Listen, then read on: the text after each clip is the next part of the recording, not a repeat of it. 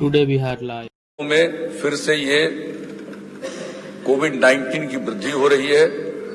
Corona बुरी तरह और ज्यादा बढ़ रहा है, अपने देश के भी कई राज्यों में बढ़ रहा है और इसकी संभावना हो सकती है कि अपने यहां भी इसकी वृद्धि हो। इसलिए इसके लिए बहुत सचेत रहने की जरूरत है। वैसे हम लोग इसके लिए जो जांच की कार्रवाई करवा रहे हैं पूरे बिहार में, वह औसतन जो देश का है उससे भी ज्यादा है। यानी इतनी जांच अब हम लोगों के द्वारा की जा रही है, सबकी इच्छा के अनुरूप भी चारों तरफ लोगों को प्रेरित किया जा रहा है कि लोग जांच करवा ले, ताकि इसके बारे में लोगों को सजग रखने के लिए सब कुछ प्रयास किया जा रहा है। हम लोगों के द्वारा जो और काम किया गया उसके बारे में महामहिम राज्यपाल महोदय के अभिभाषण में इन बातों की चर्चा की गई है। अब जो जांच जारी है, यानी प्रतिदिन 1 लाख से ज्यादा जांच होती है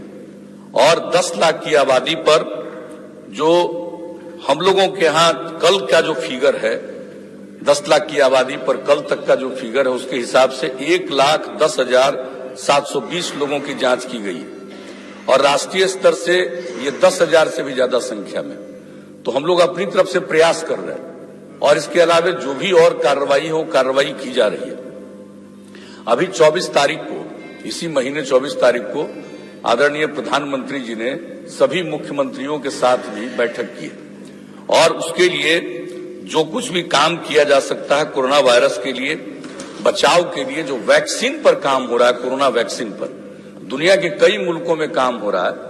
और अपने देश में भी बहुत काम हो रहा है। उसकी संभावना है कि कोरोना वैक्सीन का काम कारगर हो जाएगा। तो अगर वो कारगर हो जाएगा तो वैक्सीनेशन के लिए, टीकाकरण के लिए जो इसको उपलब्ध कराया जाएगा, तो वैसी स्थिति में जो टीकाकरण का काम बड़े पैमाने पर हम लोगों को करना पड़ेगा और उसके लिए हर राज्य के लिए जो आदरणीय प्रधानमंत्री जी ने बैठक की, सभी राज्यों से चर्चा हुई और केंद्र सरकार के द्वारा कुछ गाइडलाइन भी जारी किए गए हैं और उस दिन जो चर्चा हुई है उसमें माननीय प्रधानमंत्री जी ने यह भी पूछा है कि किसी भी राज्य को और लगे कि इसमें और क्या करना चाहिए, तो अगर 2-3 दिन के अंदर आप सब लोग दे देंगे तो लास्ट गाइडलाइन हम लोग जारी कर देंगे। लेकिन अभी चूंकि वैक्सीन पर काम चल रहा, तो ये तो कोई कह नहीं सकता है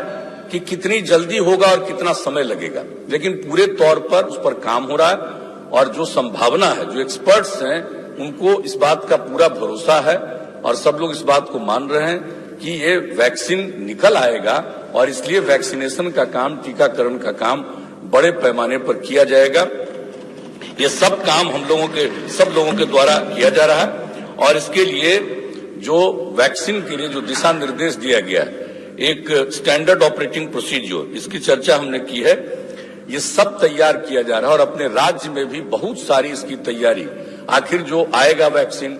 कैसे रखा जाएगा, किस तरह से वैक्सीन को कहां पहुंचाया जाएगा, कैसे लोगों को इसका वैक्सीनेशन किया जाएगा, टीकाकरण किया जाएगा, तो एक एक चीज पर पूरी कार्य योजना बनाई जा रही है।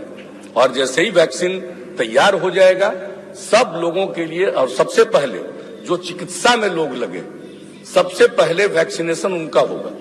और इसके बाद बाकी जो लोग हैं उनके ऊपर किया जाएगा। तो ये सब गाइडलाइन इसके बारे में जारी हो रहा है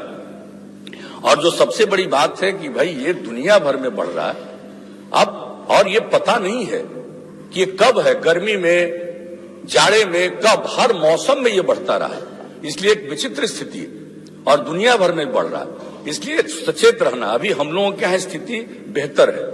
कई मामलों में बेहतर है, लेकिन उससे संतुष्ट होने की जरूरत नहीं है, सजग रहने की जरूरत है। और इसके लिए जो बातें कही जा रही है, साहब, जो आप लोगों ने भी कहा यहाँ कि साहब आप सब लोगों को इस काम को करना चाहिए, सब जगह सचेत रहना चाहिए, लोगों को एक दूरी बना करके रखना चाहिए, मास्क का प्रयोग तो करना ही चाहिए, दूरी बना करके रखना चाहिए, ये सारी बातें जो कही जा रही है, हाथ को साफ करना चाहिए। और इसके अलावा 65 साल से अधिक उम्र के लोग हैं, चाहे गर्भवती महिलाएं हैं या जिनको किसी अन्य प्रकार की बीमारी है, या 10 साल के कम उम्र के बच्चे और बच्चियां हैं, उनको घरों के बाहर अकारण नहीं भेजना चाहिए। ध्यान रखना चाहिए, इलाज के लिए जाना है, कोई खास काम के लिए जाना है तो